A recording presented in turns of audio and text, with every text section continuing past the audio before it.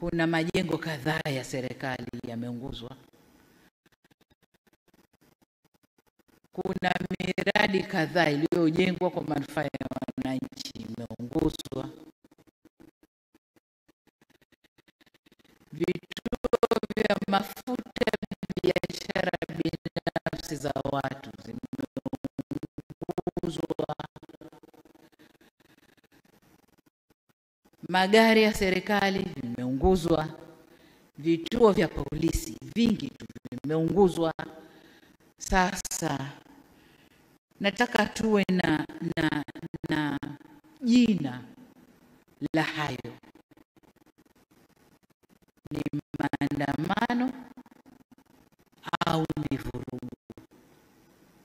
Maandamano tulioyazoea na tulio yakubali ndani ya katiba yetu ni yale watu wameudhika na kitu, tunaomba tuandamane, tujueleze, tutatoka pointi moja, tutakwenda zetu mpaka Mnazi Mmoja au popote pengine, na mabango yetu yanaeleza maudhi tulioudhika nayo. Na polisi wanawasindikiza vizuri mpaka wanapofika. Wanaeleza wanayoyataka, wanatawanyika kwa salama, wanakwenda zao.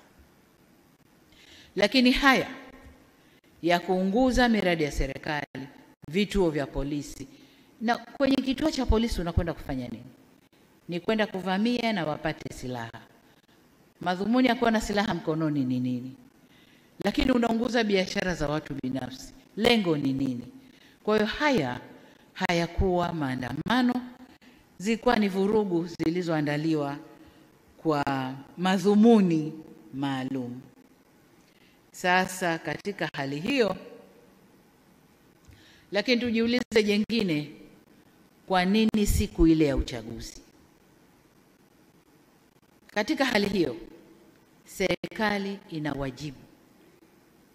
Tunaapa kuilinda nchi hii na mipaka yake, kulinda usalama wa raia na mali zao.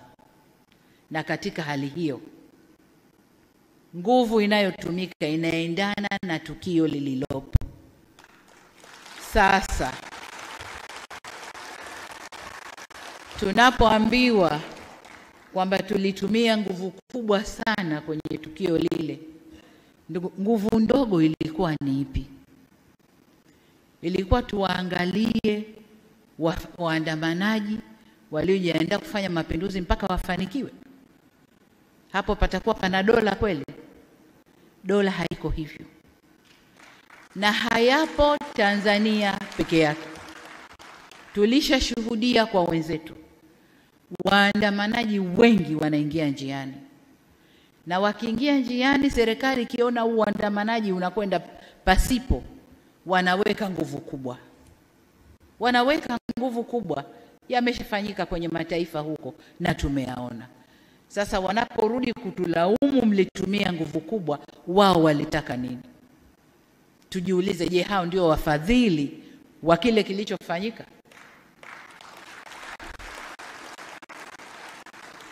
Walitaka tuangalie ile mob mpaka ifanikiwe walichowapa fedha, walichowatuma?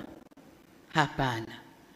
Tuliapa kulinda nchi hii na mipaka yake, usalama wa raia na mali zao. Kwa hiyo katika kufanya hivyo, kama wanavyofanya wao, na sisi tutafanya vile vile kuilinda nchi.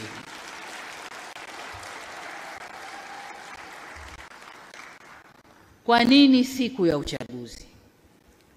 Siku ya uchaguzi kwa sababu walishajua kuna ushindi mkubwa wa Chama cha Mapinduzi.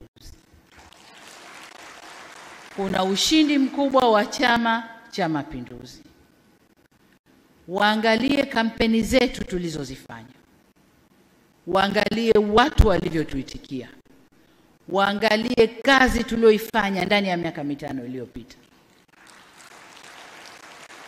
Walijua. Na wapinzani wetu walikataa kuingia. Hawakuzuiliwa na mtu. Walikataa wenyewe kuingia kwa sababu walishajua wasingefanikiwa. Walishajua aibu ingewapata. kwa kazi iliyofanyika na mwitikio wa wananchi kwa Chama cha Mapinduzi. Aibu ingewapata na ndio maana wakakataa kuingia kwenye uchaguzi.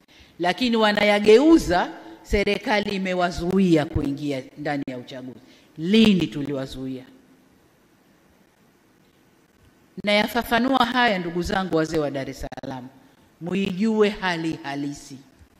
Inawezekana katika vikao huko mnayasema ambayo hamna na taarifa nayo kamili. Hatujawazuia.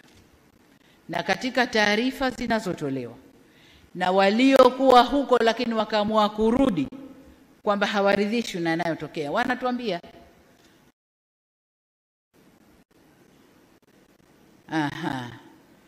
Kwa hiyo wengi waliosimama hapa naona ni mawaziri wangu, wengi chini ya miaka 50. Haya, kaeni.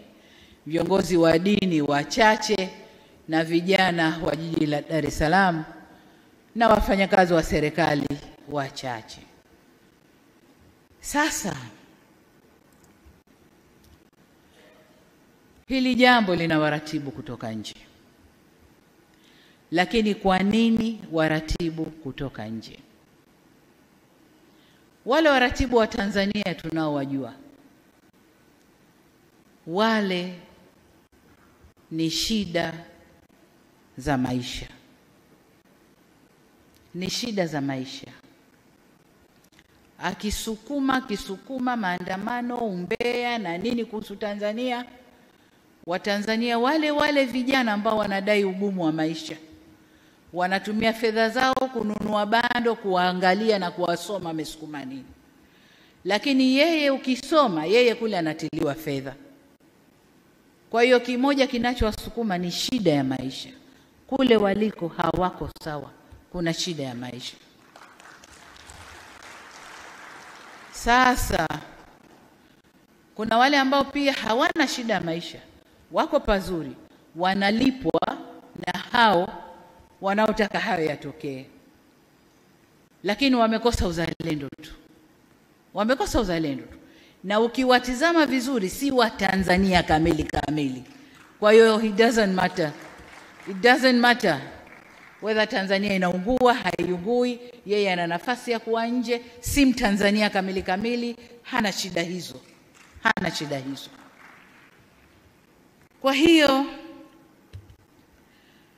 hili jambo lilipangwa kwa uratibu mzuri, lakini hebu tuangalie sasa wale waliolipanga na kudai wana madai kwenye hili. Nianze na wenzetu wa vyama vya upinzani. Kama nilivyosema kwamba hawa watu waliishiwa nguvu. Maneno ya vijana, waliishiwa power na waliona kabisa mbele kwao sio kuzuri.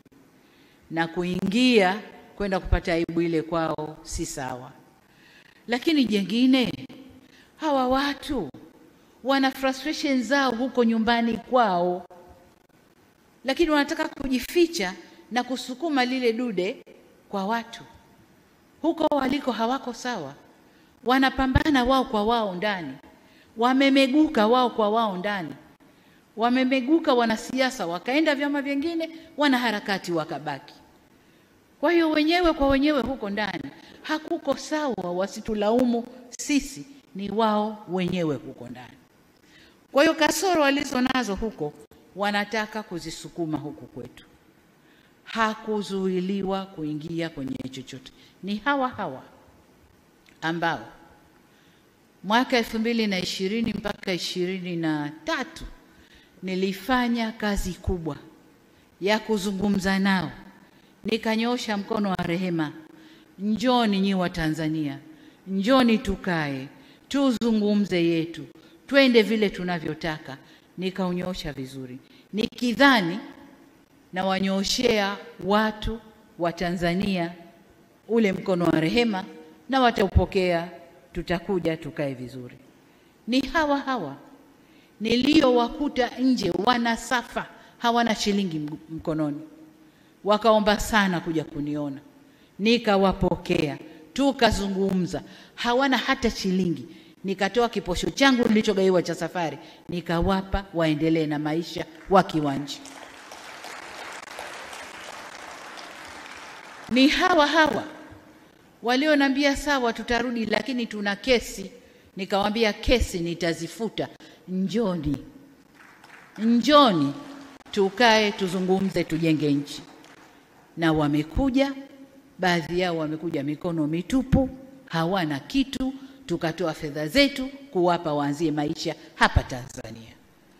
Sasa nataka mumpe cheo mtu wa aina hiyo, alionyoshewa mkono wote huo wa rehema na mkono wa upatanishi. Yeye kaja, yule aliyemnyoshea ndio wa kwanza kumkashifu, kumtukana na kugeuza mambo, kuichafua nchi. Huyo mtu anaitwaje?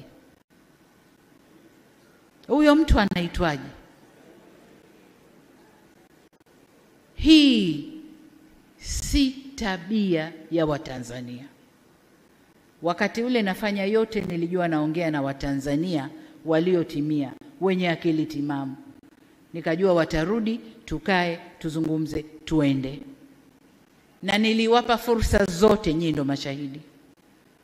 Niliwafungulia, walitaka kufanya maandamano, wakafanya maandamano, tukawasindikiza mpaka walipofika, wakasema yao, wakatawanyika. Yale ndo maandamano ambayo yameruhusiwa kikatiba, na ukiomba polisi atakwambia nenda kaandamane, tuambie ni ruti, tuwalinde mpaka mfike sehemu yenu. Yale ndo maandamano.